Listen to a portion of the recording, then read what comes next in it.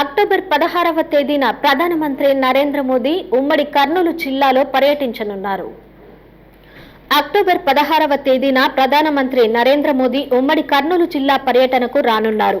GST సంస్కరణలపై కర్నూలులో CM Chandrababu Naidu, deputy CM Pawan కళ్యాణ్తో కలిసి భారీ ర్యాలీ నిర్వహించనున్నారు. అదేవిధంగా పలు అభివృద్ధి కార్యక్రమాలకు శంకుస్థాపనలు, ప్రారంభోత్సవాలు చేపట్టనున్నారు. నంద్యాల జిల్లాలోని శ్రీశైలం మల్లన్న స్వామిని దర్శించుకుని ప్రత్యేక పూజలు నిర్వహిస్తారని సమాచారం.